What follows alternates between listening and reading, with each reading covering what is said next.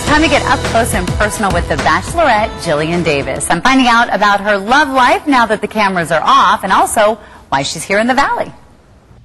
We are back with Jilian Harris from The Bachelorette, and this is going to be fun. This is when we get to talk about your love life and what you've been doing. Hey, I'm not comfortable with talking about my love life on camera. Sure, we're not on camera right now. We're just teasing. Just you and I. Okay, good, perfect. Just you and me. Perfect, perfect. So what's it been like? You were last season's Bachelorette. Yeah.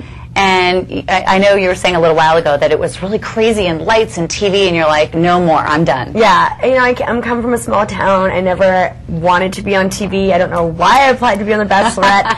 So you meet your future husband, of course. I'm glad I did now because I've got Ed, but when it was all done, you know, it was so much attention, I wanted out. I just wanted to go back to my regular life.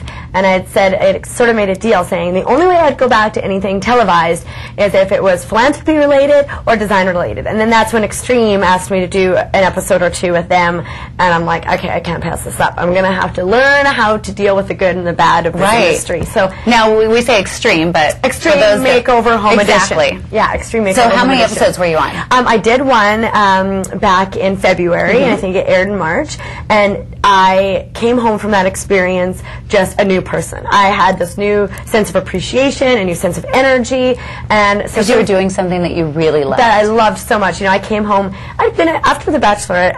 I have to admit, life was a bit numb. Like it was like so all these things happened to me that it was like you couldn't get me to blink. But after I did the Extreme Makeover Home Edition, I was just, all my energy came back. So I called up the guys from Extreme Makeover Home Edition, and I've been begging them ever since that on the next season they get me on more, and I think I may have convinced them. We'll see. Okay. But yeah, I'd love to do it again. It was right up my alley, and I love the design component and the charity component, and Ed's he's pretty supportive of you getting out there and working and doing what you love. We both have natural apprehensions because of all the negative attention that we received after the show was done.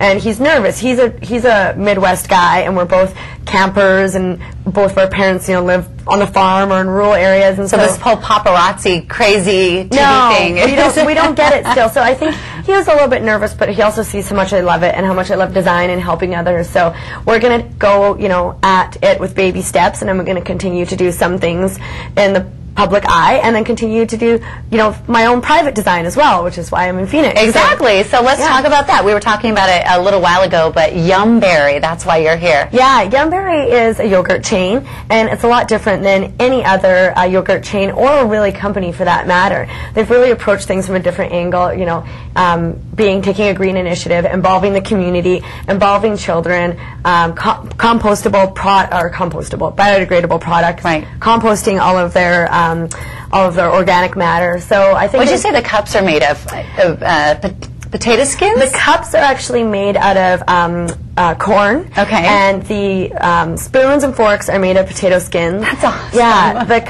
The cups are biodegradable, but instead of being lined with plastic or wax, like most cups, they're lined with a soy product. So they're not only recyclable, but biodegradable as well. But when you think about yogurt and you think of those fun yogurt places, you think pinks and blues and all these bright, you know, crazy kid colors. It's a little juvenile. I always feel like it's cute. It's definitely cute. Right. This place is a little bit more of a approachable and mature sort of feel to it. You know, really acknowledging, you know, ecological responsibility and fitness and health, and making people feel comfortable. Sort of like a hangout spot, but also feeling like you can go in there, order your yogurt, and take your time leaving. Not both without getting a headache. Well, and they have Wi-Fi too. So when you have Wi-Fi, that definitely is a hangout spot. Yeah, exactly. Yeah, it's going to be a really warm environment, and we're obviously using a lot of recycled products, recycled leather.